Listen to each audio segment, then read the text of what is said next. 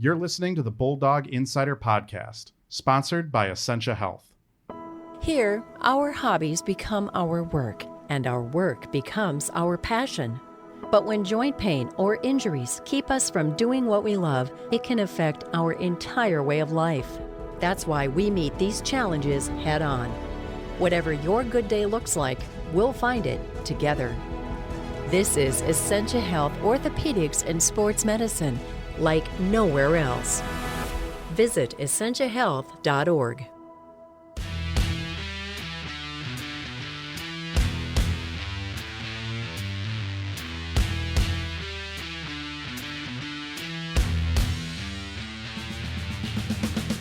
Hello and welcome to the Bulldog Insider podcast, brought to you by Essentia Health. I'm Matt Wellens, the Bulldogs hockey beat writer at the Duluth News Tribune and the Rink Live.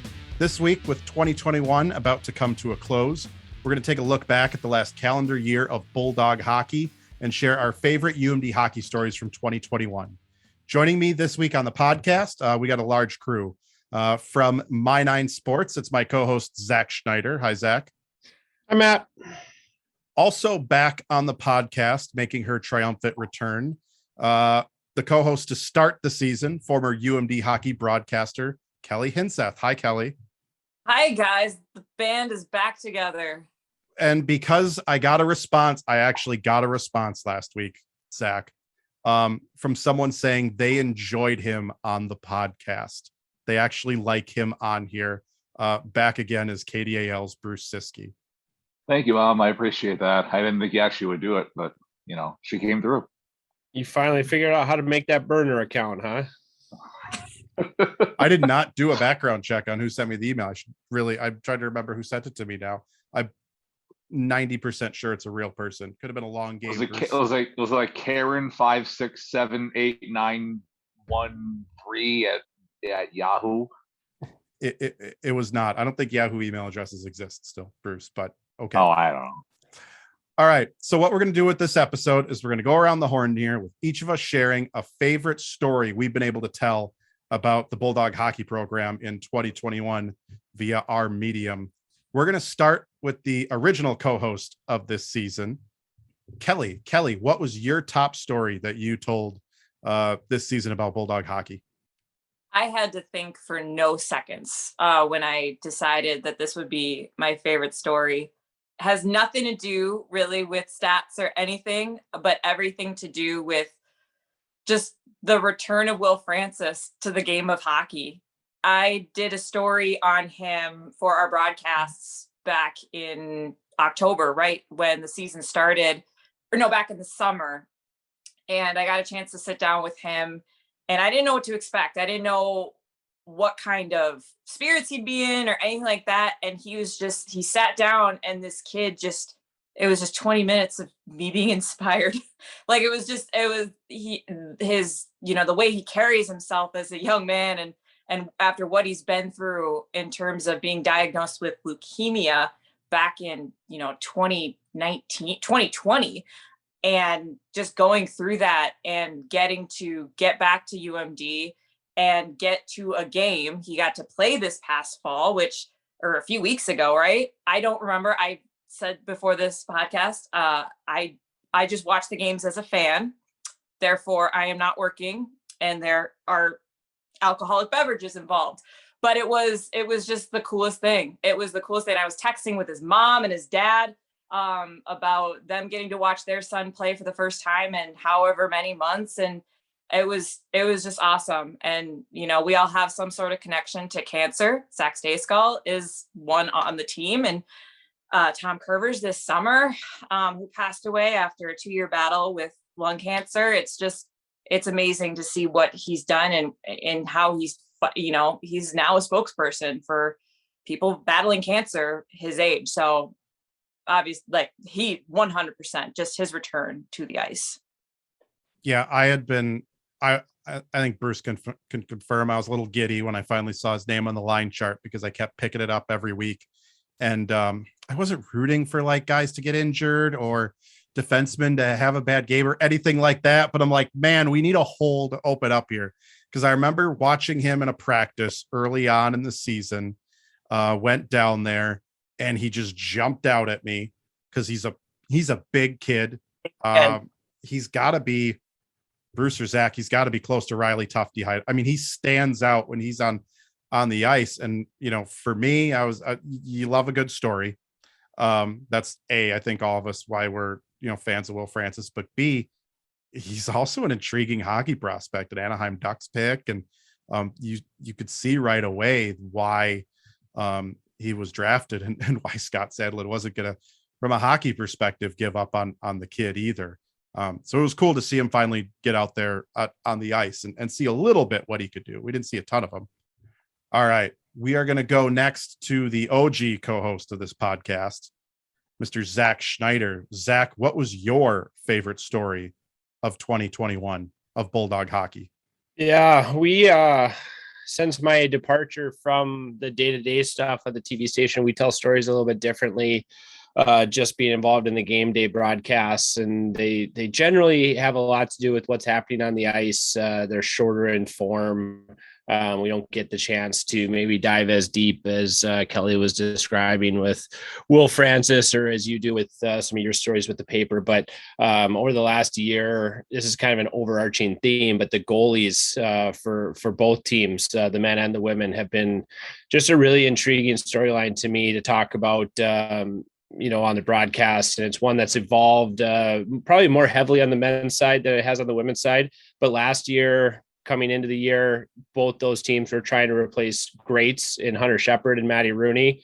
On the women's side, they had Emma Soderberg step in and win the WCHA Goaltender of the Year award. And with all due respect, we didn't talk about Maddie Rooney all that often after Emma came on and started playing well. And that's a credit to her. And it's awesome. It was awesome to see. And she's continued that this season. On the men's side, it was a little bit more convoluted when you had Ryan Fanti and Zach Stacey kind of competing for time throughout that year and rotating in and out. It culminated, of course, last season with that 5 overtime win with Ryan coming on in relief of Zach after he started to cramp up, which was one of my favorite stories, not only of that game, but of that season. Former goaltender myself, I know how hard it is to be the backup in a situation like that. And, to come on that stage with everything that was at stake and watch Ryan play pretty well, to help them close out that game and get to the Frozen Four was awesome. And unfortunately he missed the Frozen Four then, the next couple of weeks. But then, you just fast forward on the men's side of this year, and Kelly kind of mentioned that, we're unfortunately missing Zach because he's out while he gets treatment for the cancer. Hopefully we'll see him back later this year, but Ryan has stepped up and played really well. And then you throw into that, we got to see Ben Pat make his first 2 collegiate starts. Yes, losses at Northern Michigan, but he's another guy that has been around the program. It's not cancer related or medical related, but he's a guy that just hasn't had an opportunity. He was brought on to be the number 3 goaltender, which I think he's done a fantastic job at, and a guy that I've always wanted to see get a chance to play. And I wish that it had been under better circumstances, with Zach out for the medical reasons, and then Ryan was out for the COVID protocols. But it was awesome, even though they were losses, to see Patter get his chance to play in an official game. And then Brady Anderson on the men's side is another terrific story. For the second time in the last 4 years now, the Bulldogs have a club goaltender who came to school and just wanted to play basically, a step above bar league hockey, just to play, with his buddies. And now he's on, at the time, I think you mentioned when in one of your stories, Matt, that when he went out to Northern Michigan, he was the number 2 goaltender on the number 1 team in the country after 2 weeks earlier, playing on Saturday mornings at the on-campus rink or whatever it was. So, I kind of want him to get in a game, as bad, but again, I don't want anybody to get hurt. I don't want things to, be that bad that they would have to go to that option. But Andrew Dietrich didn't play in a game back when they did this in 2019 2018, but he's got a national championship ring. So even if Brady doesn't get in a game, maybe he can get a ring at the end of this year with the Dogs. That would be a really cool keepsake. But he's going to have his jersey. He's going to have the memories of being on the bench and being at practice with those guys. And it's just one of those things that he was probably a guy who never thought he would get to that level. And now even to be there for half a season has got to be a dream come true. So for me, the goalie situation, maybe, like I said, a little bit more convoluted on the men's side, but I think Emma Soderberg in her own right, replacing an Olympic gold medalist on the women's side and playing as well as she has and maybe going to the Olympics this year in her own right, maybe trying to win her own Olympic medal is fantastic as well. Yeah, heck of a 2021 for Emma Soderberg. She replaces an Olympic gold medalist and backstops the program to the Frozen Four. She's a huge factor in the women getting to Erie last year and going to the Frozen Four. And then 6 months later, that's the spring. In the fall, she helps her country get back into the Olympic Games in Olympic qualifying as well. Yeah, I think the only way to top that is if you can win an Olympic medal and go to the Frozen Four, or win an Olympic medal and win a national championship in a year. So no pressure, Emma, but you've really raised the bar after 2021. Zach mentions Ben Pat. That's another guy I was giddy for to see finally get his start and get in the lineup. And again, like, it came under bad circumstances, but I kind of feel like Patter was maybe rewarded with some karma. He led that Movember effort off the ice with the guys, and they raised over $11,000 by growing mustaches. And yeah, Matt Anderson had good mustaches, but most of those mustaches were not worth the money that people donated. Scott Sandlin was right to criticize those mustaches in a press conference at one point this year. So yeah, the UMD goaltending, man, someone could just write a book. Like, I don't have the attention. I know I'm the writer on this podcast, but I don't have the attention span to write a book. So if someone wants to write a book about goaltending at UMD over the last 10 years here, that would be an interesting one. All right, Bruce, what was your top story that you got to tell this year on KDAL?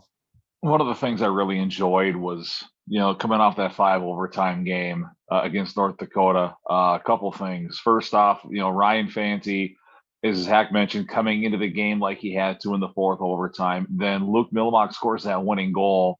And yes, Ryan celebrated with his teammates. But what's one of the first things he does? He goes over to Adam Shield, the goaltender for North Dakota, to console him after Shield's college career ended in a 5 overtime regional final in the school's home state of North Dakota. Practically a home game for them, and UMD goes in there and wins. And Fanti's got the presence of mind to do that, the sense of sportsmanship to do that. I thought that was really neat. Got a lot of play. Hockey Night in Canada, 32 Thoughts. Elliot Friedman talked about it quite a bit, and talked to his parents, and that was neat. And I talked to Ryan afterwards. I know you did as well, Matt, and his motivation for doing that. It was really cool. And then, Luke scoring that goal, a freshman, a guy who barely played in the game, and afterwards talking about what it meant to him not to go to the Frozen Four himself, but to help these older guys, Noah Cates and Kepke and Sweeney, guys that had been to back-to-back Frozen Fours, go back to the Frozen Four. And I remember talking to Scott Sandlin about that, talking to Maddie Anderson about it before the Frozen Four, and they were glowing. And this is the culture that we're trying to breed here. And to have a freshman walk in the door, do that, and then say that, it speaks a lot to the culture that they have worked so hard to build at UMD. And guys like Luke Milmock, whenever he's able to come back, are going to help carry that on for a long time. Yeah, it's a bummer Luke Milmock injured here to start. Hasn't been able to play yet in 2021. It looks like we might see him at some point in 2022, but the 5 overtime game, it's going to go down as an epic contest. I'm glad I only had to live tweet that as opposed to Bruce calling it, and of course Leah Hextall and Dave Starman calling it as well. Though Dave and Leah apparently had a stash of sandwiches at that game that they did not share with Brad Schlossman and I. And there was a food shortage at Shields Arena that night. I know. Just, couldn't toss a sandwich down to, well, we're fighting for waters on press row there. Meanwhile, I had access to a water cooler and a vending machine, and I can guarantee you that they both got good use during those overtime intermissions.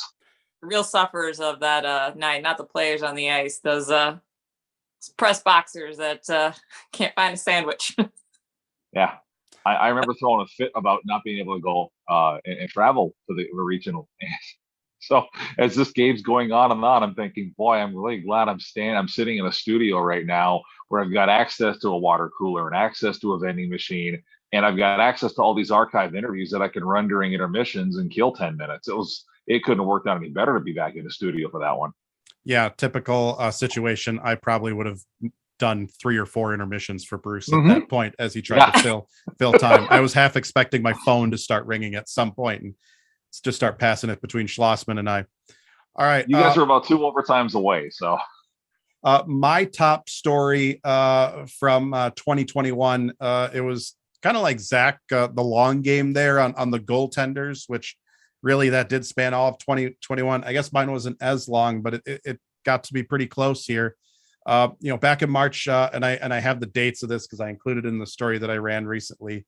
Back in March 26th, Maura Kroll and Laura Bellamy were talking to me, and they started detailing this plan, this proposal they wanted to put forth to expand the NCAA women's hockey tournament for the first time since 2005, which was crazy to think it had been that long since it went from 4 to 8 teams. Their plan was to go from 8 to 10 teams at the time. I remember asking them why not 12, and they gave a great answer in terms of not wanting to ask for too much and everything. But I kind of followed along, and they shared some information with me, and I did my own digging as well. And it seemed like a pretty obvious thing that a plan would be put forth in the summer, it'd get approved, and bam, here we go. Maybe not right away in 21-22, because these things can take time to put together and plan and such. Anyone that's been to these NCAA tournaments knows it's not as simple as just showing up and playing, but it turned out to be a lengthy process. It did not go as easy as everyone would think, but here we are wrapping up 2021 and the NCAA women's hockey tournament for this season, which still boggles my mind that mid-season we are expanding the NCAA tournament. Will be an 11-team tournament when it gets underway in March. And the work that Maura Kroll put in, Laura Bellamy, everyone on that committee, he's never going to take any credit for any of this, but UMD athletic director Josh Burlow is part of the NCAA women's ice hockey committee, and they worked with that working group, that advisory group of coaches and administrators to help form this plan. They're kind of the go-between between the various NCAA bureaucracies, which as a reporter, I unfortunately had to familiarize myself with all those various bureaucracies out there as well. They all put in a ton of work to expand this tournament.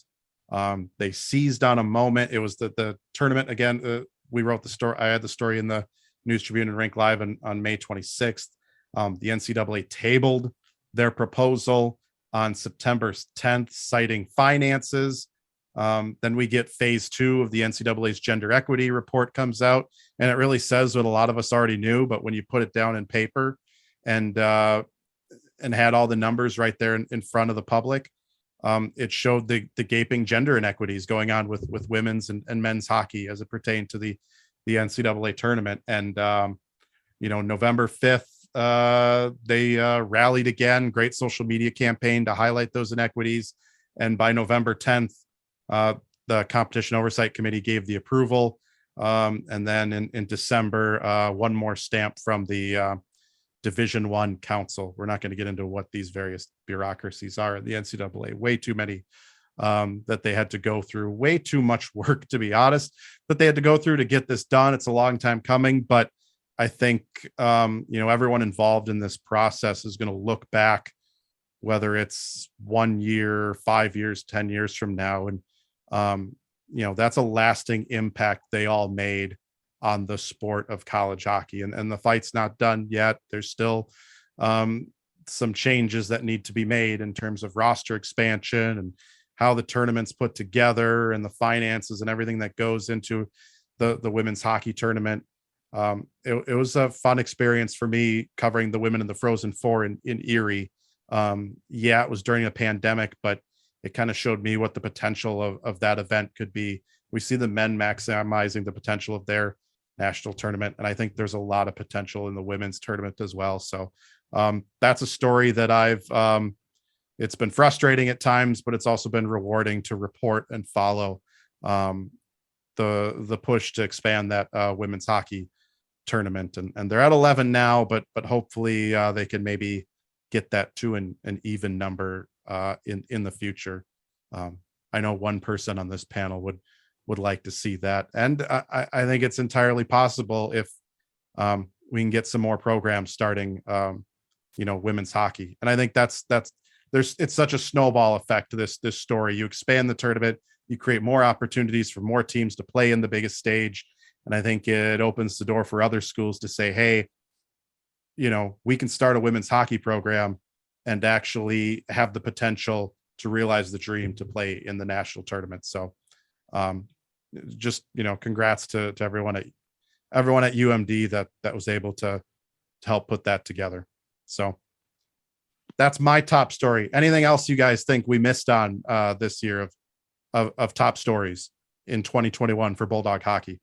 I would also throw in Elizabeth Jaguar transferring, a Patty Kaz winner, a national champion, somebody who has made her mark on this sport, choosing to play her final year at UMD. I think it says a lot about what they have built at UMD, the work that Maura Kroll and Laura Bellamy and now Laura Schuler have done and continue to do. I was going to say a runner-up for me too is we all know on this podcast I'm a little overly obsessed with the women's hockey GIFs that are posted on social media and show on the video boards. I consider Anna Klein an artist in this category. If she put her GIFs up on the market as an NFT, please just go Google that. We're not going to get into what those are. It might be the first NFT I ever consider paying for. But Gabby Hughes this year dedicating hers to a young hockey player who died by suicide. And that's a story that's going to continue into 2022 here as well. So I think that's pretty cool as well. All right. If anyone has, no one has any other stories to add, we will wrap it up there. Both Bulldogs teams are in action over New Year's. The men have a home and home with Minnesota State on December 30th and January 1st. Disclaimer, yes, because everyone's going to ask me this a million times in the next this weekend. Yes, the men are playing the Mavericks at Amsoil Arena while the Wild host Scott Peredovich and the Blues in the Winter Classic. St. Cloud is also hosting Bemidji State then as well. It is what it is. The women, a little better planning over on their end. They are out at Harvard on New Year's Eve and New Year's Day. A homecoming for Laura Bellamy and Maura Kroll to go back to Bellamy's alma mater and Kroll's former employer, also Bellamy's former employer as well. Zach, TV schedule for these games, what does it look like? We'll have the New Year's Day game, so I will miss the Winter Classic along with the rest of you. Please do not tweet me, text me. I believe put up a sign at the game with the score of the Wild game. I believe that my plan will be to try to tape it and go home and try to experience it without knowing the score if I can get out of the hockey rink without anybody blowing it. But we will have that game 6:00 on New Year's Day, UMD and the Mavericks. Bruce, what's coming up on KDAL? We'll be in Mankato. I'll be in Mankato at, I'm sure the arena name will change again before we get there. 7:00 that Thursday night, December 30th, coverage at 6:30. And I'm not going to say I'll exactly miss the Winter Classic, but I'm not going to watch the Winter Classic because we'll be at Amsoil as well. Craig will be with me as always. 5:30 pregame for that Saturday New Year's night game against the Mavericks. 610, 103.9 KDAL online, KDAL610.com via the KDAL app as well, iHeartRadio, etc. And a quick plug because it's coming up a lot quicker than we think. January 7th and 8th, the men and women will both be in St. Cloud. And we will have all 4 games on the radio starting that Friday afternoon with the women versus St. Cloud State. Kelly, which game do you watch? You're the fan out of the three of us are obligated. You hear that, Bruce? Watch. Which game Which are you? game I will did she hear that. watch? Yeah, I did. Which is the hear that. proper question. I don't own a radio. Do they sell radios anymore that aren't in the car? I don't know. But Wow, ouch. I'm pretty sure you do have possession of a phone, and that phone does accept apps. I'm gonna guess you got a couple of them. All right, Kelly, which game are you watching on New Year's night? 2 TVs, one with my best friends in the whole wide world broadcasting, the UMD men's hockey team and women's and all that. Wait, I already forgot what the schedule was. I'll be watching both at the same time, probably hungover from the night before and drinking. I'm sorry. This is me. I'm not in the sports world anymore. I'm just a fan. You guys tell me on Twitter where to go and I go, cool. You tweet out the link and I go, awesome. There it is. I'm jealous of Kelly living that fan life. I will be at Amsoil as well. Y'all can take bets on how many times between Zach, Bruce, and I reference the Winter Classic or grumble that the Winter Classic is going on during the men's game. I'd just like to see it for Scott Perenovich. Scott Perenovich is always must-watch TV, even if it's outdoors on the ice of Target Field there. Bulldog Insider Podcast comes out on Thursdays, and you can find us on Apple Podcasts, Spotify, or wherever you get your podcasts. Subscribe and rate us. For more Bulldogs hockey coverage, visit therinklive.com and DuluthNewsTribune.com. Thanks to our sponsor, Essentia Health, for their continued support of the Bulldog Insider Podcast. We'll be back next week. Thanks for listening.